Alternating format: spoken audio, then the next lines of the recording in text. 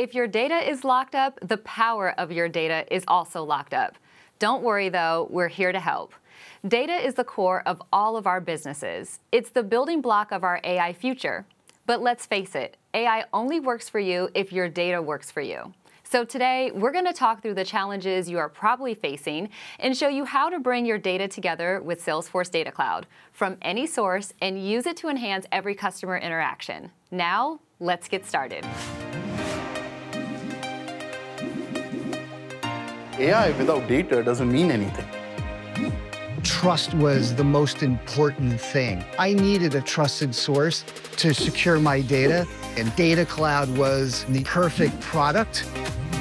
Data is really important to unlock AI. Now we are able to connect all kinds of internal systems to the Einstein One platform.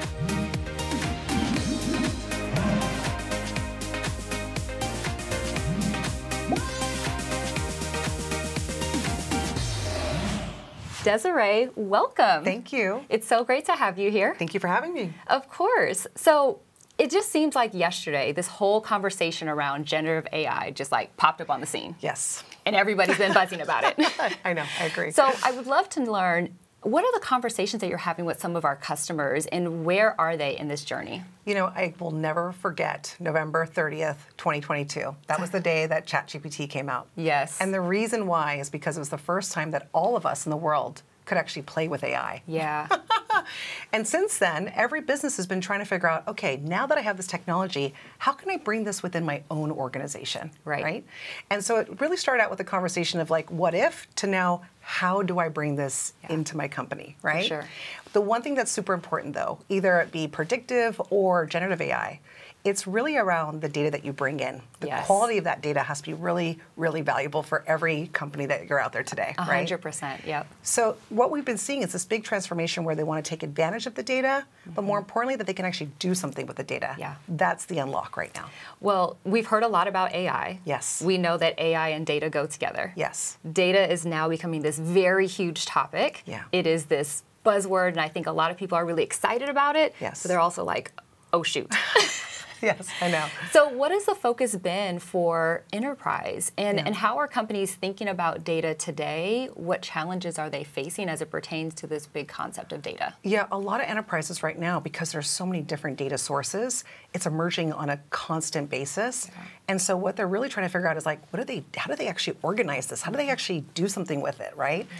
There's an interesting stat from Salesforce. I think it's 51% of IT leaders don't have a unified data strategy. That's scary. That is very scary. So you can only imagine, like, this is just the beginning, and they want to figure out, okay, now that they've harnessed it within their like view, what do they do with it? How do they actually take advantage of it? How can they trust it? How can they make sure they're taking action on that data? That's the next step for most enterprises. Well, the topic of today is your data locked up? Like this notion of like locked up, is it trapped? Tell us more about this concept of trapped data and why we just need to be aware of this and how we get past it being locked and trapped. Yeah, a lot of it's because a lot of data is in silos or different like data lakes or warehouses, but it also ties to like governance concerns. Right. Or it could be that they don't want to copy data from one place to another.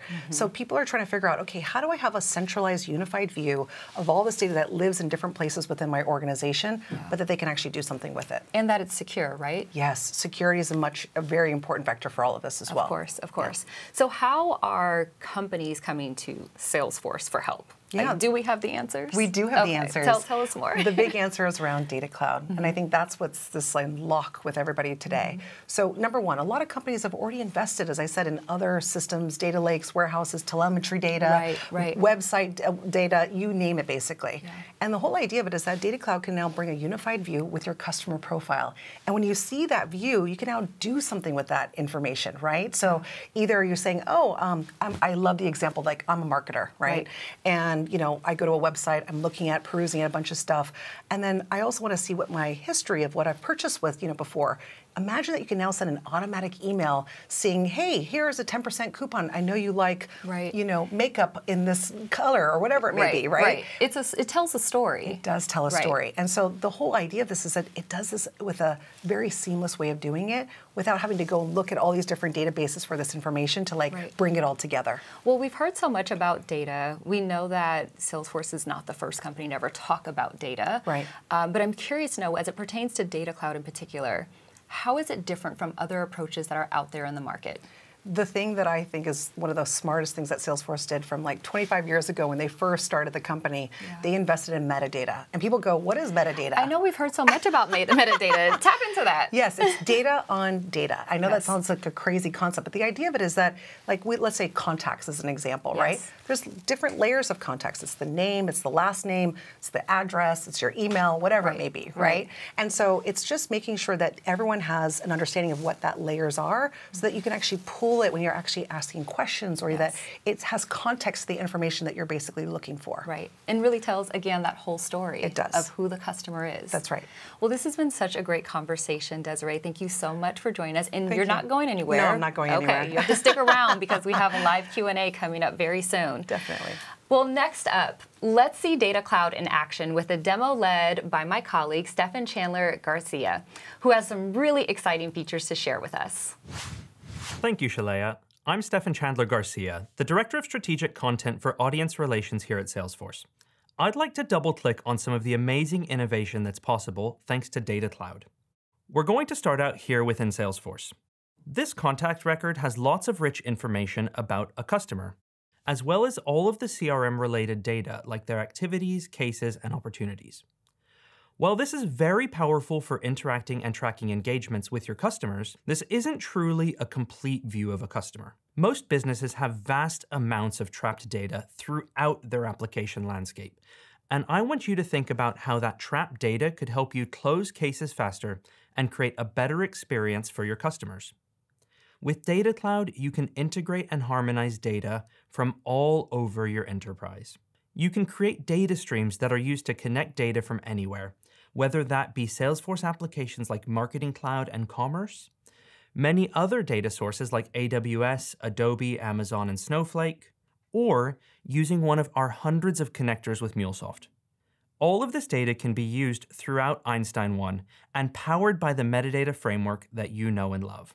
So let's check out that contact record after you use Data Cloud. What you're seeing here is the full picture of your customers' interactions, all within the Salesforce UI. This is possible thanks to our robust metadata framework that powers your customer experiences. CRM enrichment allows you to copy fields directly from your insights in Data Cloud, and the new Data Cloud related lists enable you to bring all of this data right into the flow of work. So check out this list of reservation data. This data is coming through directly from Snowflake. You can bring your own lake to Data Cloud from Snowflake through our Zero Copy connector. Now, over in Snowflake, you can see the reservations here in the worksheet. We can query them, and we can even modify them. Now, when we go back over to Salesforce, we can hit refresh on the component, and look, our changes were updated in real time. This means that you can take action immediately as your customers need it. Okay, one more thing. Take a look at this prediction here. With Data Cloud, we're able to create predictive insights about our customers. In this case, we want to predict what the propensity to buy is for this customer. You can create these valuable insights in no time with Model Builder. So here inside of Model Builder, you can bring your own predictive or even generative AI models directly into Data Cloud. So let's create a new model. Here you can connect an existing model from one of our partners using Amazon SageMaker, Google Cloud Vertex, or Databricks. But even cooler, you can now build your own with the low-code Model Builder. This means that you can create predictive AI models on any of the data that you have in Data Cloud.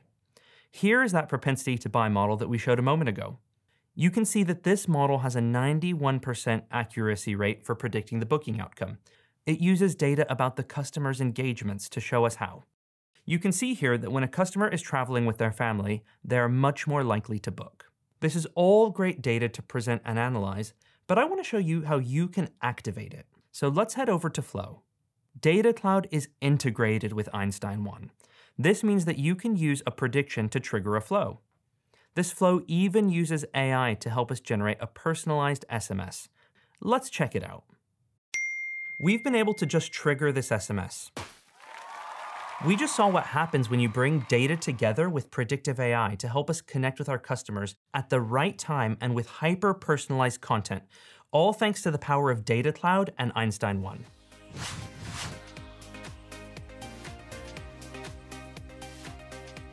You just saw how Data Cloud starts out by connecting data from anywhere into your CRM apps, your data lakes, your warehouses.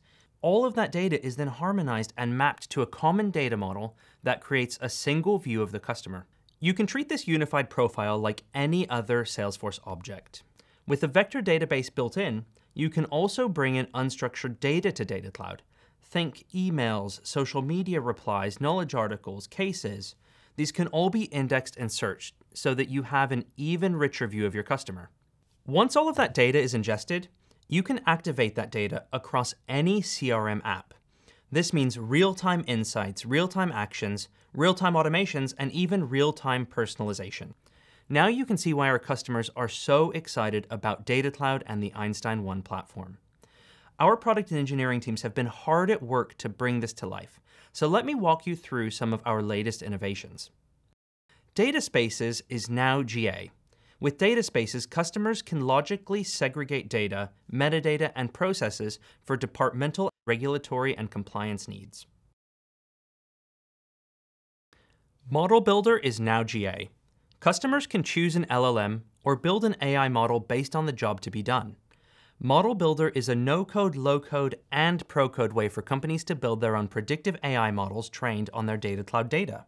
For generative AI, Model Builder allows customers to select from LLMs managed by Salesforce, or bring their own models. Businesses can also use predictive and generative AI models from Salesforce partners, including Amazon Bedrock, Amazon SageMaker, Anthropic, Cohere, Databricks, Google Cloud's Vertex AI, and OpenAI, and even train select predictive models on Data Cloud data without moving or copying data. With Data Cloud triggered flows, customers can automate business processes based on a change in a data point from all across Data Cloud data sources or when calculated insights conditions have been met. Now, users can test and troubleshoot their flows before activating. The Snowflake connector for Data Cloud is now GA. With Snowflake, we can now connect directly to our data streams within Data Cloud. This allows us to take all of the data within our Snowflake data warehouse and visualize it inside of Data Cloud with our zero copy, zero ETL connector. Here, you can use and modify this data anywhere in your tech landscape, and all of the changes are replicated right inside of Salesforce and Data Cloud.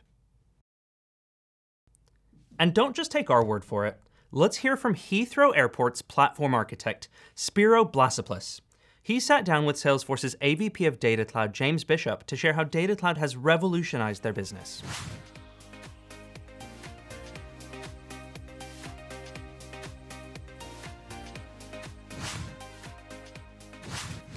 Welcome to Spero from Heathrow Airport. We're really grateful you've taken the time to join us today, Spero, straight from volunteering. Thank you so much for joining us. Thank you for having me.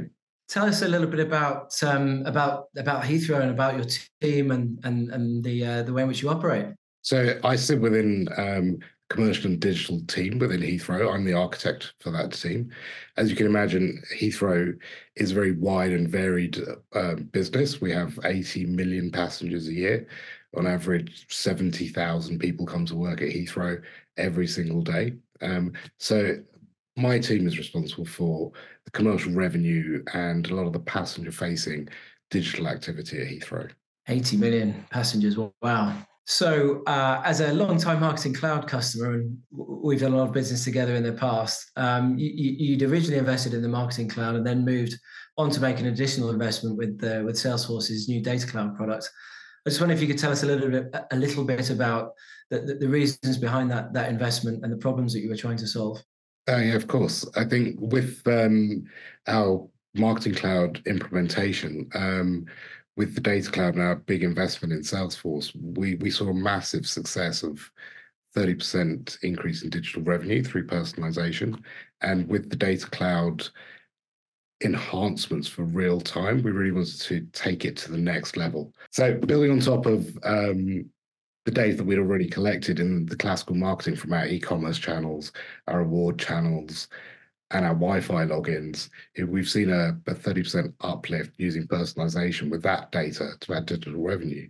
So what the Data Cloud will enable us to do, and what we're so excited about it, is to bring in all of our real-time streaming operational data to further personalize people's interaction with Heathrow. So if you think about buying some of our reserve and collect service, currently we only know the data from your reservation. And so we know what time your flight is going to be. With the Data Cloud, we can bring in our operational data. We'll know if your flight has been delayed, if your flight has been cancelled, what the flight status is of the latest version. And then we can enhance the messaging. We can say to you, oh, don't worry, we know that your flight's been delayed, your package will still be waiting for you. Or we can see your flight's been cancelled. Would you like to reschedule? So it's building on top of standard marketing capability that we already have and getting good success from to further enhance customers' experience with Heathrow. People may be a little bit surprised here that you don't have access to all of the data that those passengers before they join the airport. So data, I think, is probably going to be particularly important to you in the commercial operations at Heathrow. 100%. So as you say, I think a lot of people are surprised that we don't have access to that customer data. Actually, the customers are the customers of the airlines predominantly. So we really have to work very hard to have value add propositions in order to have an exchange with customers so that they're willing to give us our data. So with our loyalty programs, our Wi-Fi, parking, the e-commerce platforms, this is how we interact with our customers. This is how we get information about our customers when they're coming to the airport. And that enables us, we bring all that data together in the CDP, bring the connections from outside of Salesforce as well to form that customer 360 and create personalized experiences, next best offers, and really create an engaging experience for the people who are coming to the airport. And when you talk about enhancing their journey through the airport, does that mean effectively, because it's a very short window of time that they're in the airport, is it's spending less time on some of the more routine activities and trying to help them understand where they've got to be, how they can improve the shopping experience, spend more time in the shops, the restaurants, whatever it may be? Is that the plan? That's the plan. So as I said, to bring the operational data in. So the airport can be a confusing place. There's lots of information. People are interested on where do I go to check in? Where's the security? What the security queue times are? The more information that we can give to passengers to help them in this value exchange, you give us your flight information, we can help curate your journey through the airport. It will allow the customer to have more time to engage with our other experiences at the airport, whether that be dining or in retail. What does that actually mean in the end for the business in terms of the core KPIs for you? Well, we've obviously, it will bring, the more people have dwell time, that's what we call it, in the retail space, the more we can engage with them and give the customers curated offers. Hopefully they'll spend more money with us. Yeah. So we very much see Data Cloud and the personalization and the real-time capabilities as the key to being able to unlock that engagement with the passenger.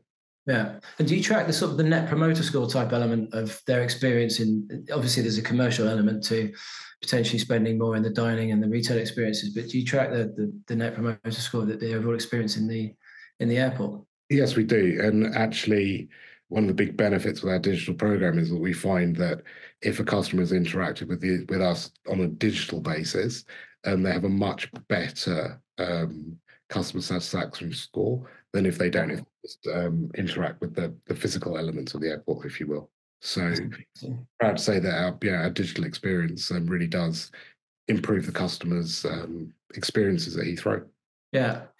Okay, that's fascinating. And in terms of what's next and what you're planning and how you can maybe exploit more of the technology and the capability, what's on the roadmap?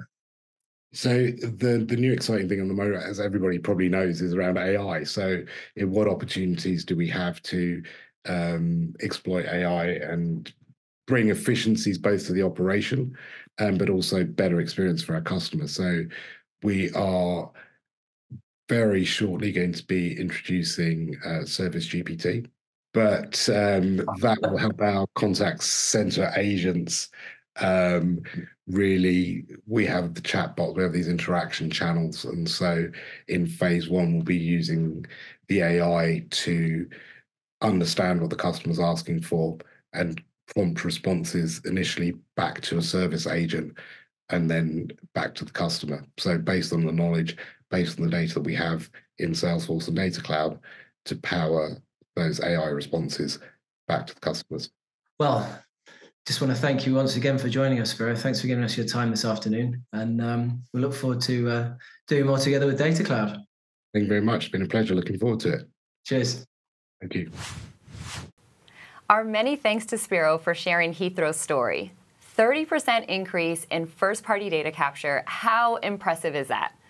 Are you ready to get started with Data Cloud? Our professional services team is here to help you. With more than 1,000 certified Data Cloud consultants globally in over 200 implementations worldwide, they can help you with everything from developing a strategy and roadmap to deploying the full power of Data Cloud across your entire business. Visit the link on your screen to learn more. And now it's time to hear from you, the moment we've been waiting for. We're here live in studio to answer all of your Data Cloud questions, and our moderators are standing by in the chat. So let's dive in. This is great. Des, let's get to this. All right. All right, so we have our first question that's come in, and this is a good one. I think this is a question that a lot of our viewers will want the answer to. What's the fastest way to get Data Cloud activated in my account? Great. For existing customers, if you go to salesforce.com/data, there's actually like a button that says how to get started like right away, which is awesome. We make it easy. We make it super easy. And not only that, but we actually give you some credits to kind of get started. We'll get you through the process, which is awesome. Now for net new customers, yes, you can click on Ask the Expert on the website as well too, and we'll contact you and get you started. Perfect. I love that. Okay, so we have more questions that are coming in. Here's our next one. Is there a limit to how much historical data I can apply to Data Cloud, which I think is a great question. Yeah, that is a great question. No, I mean, if you think about all the customers that we have, I mean, from financial services to manufacturing, everyone has a ton of data. So no, there's no limit here. Okay. I think the big thing we want to make sure of is that you want to start with a small project and then start to implement even bigger ones as you go along. But absolutely. Yeah, no, we absolutely have no limit. Okay, I love that. So it's easy to get started. Easy to get started. And there's no limit. No limit. Okay, we love it. We love it. Okay, so let's talk about how long it's going to take to get Data Cloud implemented. We actually have a couple of questions that are duplicates of this, so a lot of folks want to know. Yeah, I would say it really depends on what you're trying to do. We have things from small projects where you're just trying to get web engagement data into your customer profile, or you can have something that's like complete data transformations where you're really trying to enable AI across your entire organization. Yeah. My biggest thing is we have, as you mentioned earlier, professional services that can really help you get started. We even have packages that are just like the getting started packages to like the more comprehensive stuff. So it really just depends on what you're trying to do. Okay, so depends on what you're trying to do, depends on how much data you have. That's right. Where it's at. Yes. How early you are in your data process. Yes. Lots of things. Exactly. Okay. So here's another question from one of our viewers. We have an existing Snowflake deployment. Yep. It houses a lot of our data currently. Do I need to copy all of that data to Salesforce? So this is the best part. Snowflake, Databricks, the list goes on. We have lots of partners. We are partners with these folks. So no, amazing. We have something called zero copy. Yes. This is really where you get to virtualize that data so you're not copying data from one place to another. A lot of IT folks really like this because it makes the implementation really easy. So no, absolutely not. This makes it really simple. So yeah. That's great. Okay, so it sounds like we have a lot of solutions that are already teed up. It's just a matter of getting started. And I think most importantly, we talked about this earlier, is seeing the value of why data is so important now. Totally. And what opportunities we have ahead as we think about AI. Yeah, and I think the biggest thing is back to the zero copy part of it, is that once it's now in your full view within Salesforce, you can take action on that data. So even though you've invested with Databricks or with Snowflake or any of the other data lakes out there, now you can actually do something within the Salesforce environment. 100%. Okay, we have one more question that's come in. This is a good one because I think oftentimes whenever we think about innovation, technology, implementation, we think about resources. Yes. How much is it going to cost me? And how many people do I need to put on staff? So this question is, how many people do I need to have on staff to implement Data Cloud?